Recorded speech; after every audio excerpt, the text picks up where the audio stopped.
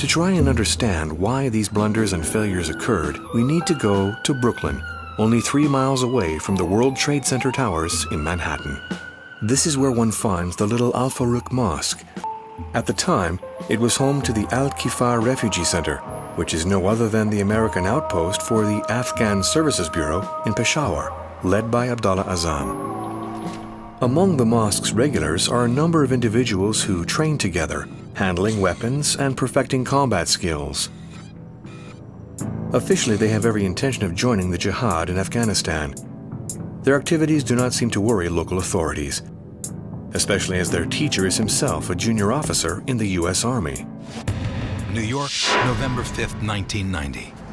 This 34-year-old Egyptian named Sayyid Nosair dons the yarmulke of an observant Jew and pockets a .357 Magnum revolver. Nosair enters a ballroom at this Midtown Manhattan hotel. Rabbi Meir Kahane, head of the tiny but violent Jewish Defense League, is finishing a speech to his followers. As Kahane steps down from the podium, Nosair pulls out the gun, fires twice, and a fatal shot enters the rabbi's throat. Nosair flees the hotel, but an armed postal officer shoots him, and police arrest him.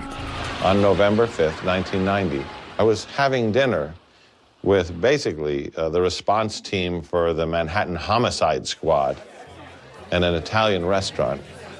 And just as the food hit the table, the beepers went off.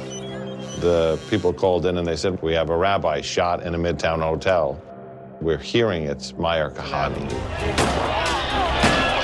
And the guy was running down the street, and the guy shot at the post office man, and it hit him in the arm, and then the post office man shot him.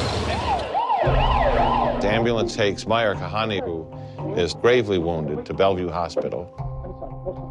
Sayyid Nosair, also to Bellevue Hospital. There was a camera crew in the hospital doing some kind of documentary on life in the emergency room that just happened to be there when these two shooting victims came in. They caught it all.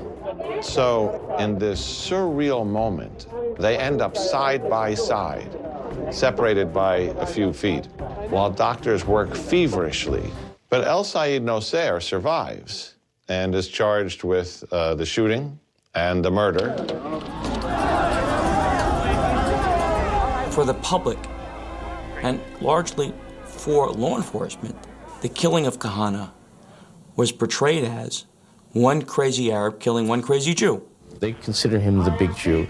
He was the Jew that had the guts to stand up to the Arabs in Israel, to the neo-Nazis in America. He was the Jewish defender, if you will.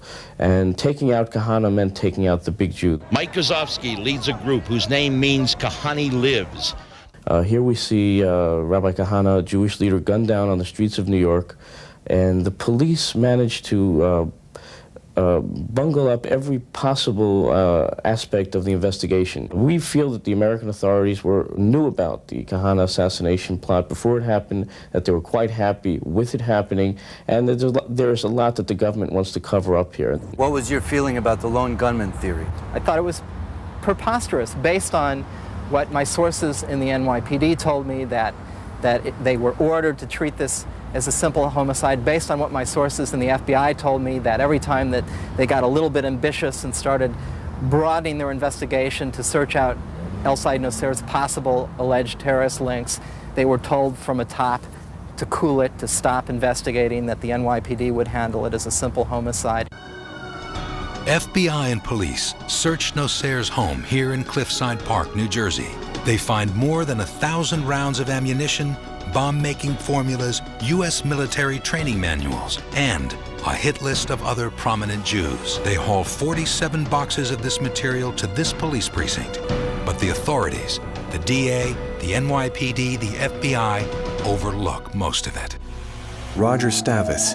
He was appointed defense lawyer for Nosair. Stavis's line of defense is simple. His client is part of an organization that is supported by the U.S. Secret Service. His search begins, digging up confidential documents.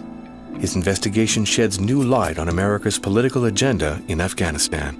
As soon as I began work on the case and looked at the documents that were taken from Mr. Nosair's home, I noticed all things about Afghanistan, for Afghanistan. I noticed documents from Fort Bragg, JFK Special Warfare Center. I noted manuals about training, firing, manuals about identifying Soviet aircraft and armors and armored vehicles. All of these things. And if I could show that the people were focused on Afghanistan and aiding the Mujahideen rebels, which was part of United States foreign policy in the 1980s, I could demonstrate that they were not waging a war of urban terrorism against the United States, but that they were, as I stated in my summation at the trial, they were on Team America. So that what I was trying to do with my defense was to make a triangle between Fort Bragg, up to New York, over to Afghanistan, and back to Fort Bragg. And the key to that was Sergeant Ali Muhammad.